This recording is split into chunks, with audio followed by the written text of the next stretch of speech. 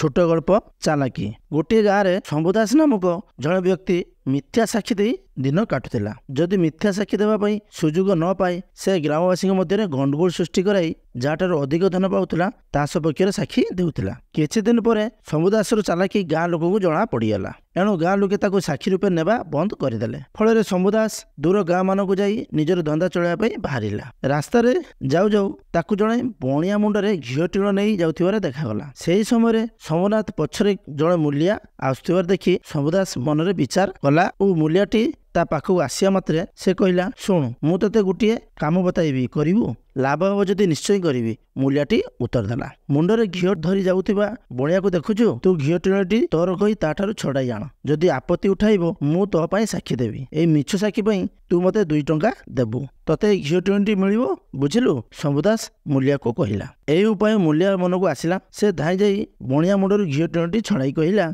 ए घीओ टीणटी मोर। अरे ए क्यों नै कथा, मु पाख गाँ को जाई तो विरुद्ध रे आपत्ति उठाइबी। बणिया मूलिया को कहला, चल मु मध्य जाउछि। गाँ कचेरी रे मु या प्रमाणित करदेबी जे ए घीओ टीणटी मोर।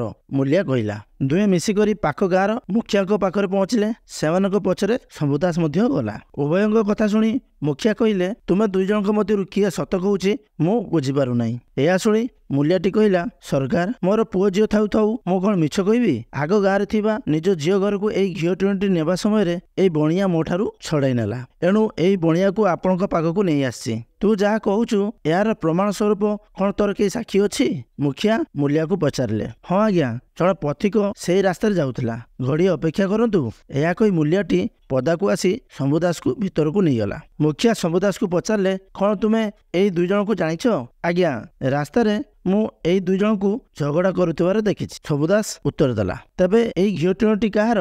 काठारु किए छड़ाइला? मुखिया शंभुदास को पचारे। एई मूलियाटी मुंडरे घीओ टीण धरी जाउथिला, ए बणियाटी छड़ाई नेला, मु निज आखिरे देखिछि। शंभुदास कहला। शंभुदास कहबा प्रकार रे मुखिया घीओ टीणटी को मूलिया को दियाइले। मूलिया घीओ टीणटी नहीं शंभुदास को 2 टंका देला। या परे आगे आगे मूलिया और पछे बणिया तथा शंभुदास चलिले। शंभुदास प्रकृति बणिया जानीपारी ठीक कला। से शंभुदास को ठकी ता घीओ टीण आनिबो। बणिया कहला, देख भाई मु भाबुଥିଲି जे तुमे मोठारु बुद्धिमान। से तुमको 2 टंका दे 20 टंकार घीओ नहीं आला। एई कथा शुणी शंभुदास मुह लाल होईगला। बणिया पुणी कहला, तुमे जो काम कल से काम करी मु मध्य एई घीओ टीणटी आनिछि। घीओ दुकान रे जणे ग्राहक एई घीओर मूल्य ठीक कला। ग्राहक दुकानी को टंका देवा समय मु ताकू ठारी टंका देवा को मना कली। ग्राहक बुझीपारी दुकानी को कहला, मु तुमको आगरु टंका दे सारछि। दुकानी ताकू टंका दे नाही कहला। उभय मध्य झगड़ा लगिला। झगड़ा बढ़िला, जनगहली बढ़िला। सेतेबेले मु दुकानी को कहली, अरे तुमे ए की प्रकृति? एई लोकटी टंका देवार मु निजे देखिछि। लोक ने दुकानी को गाड़ी दे ग्राहक को घीओ टीणटी दियाइले। ग्राहक घीओ नहीं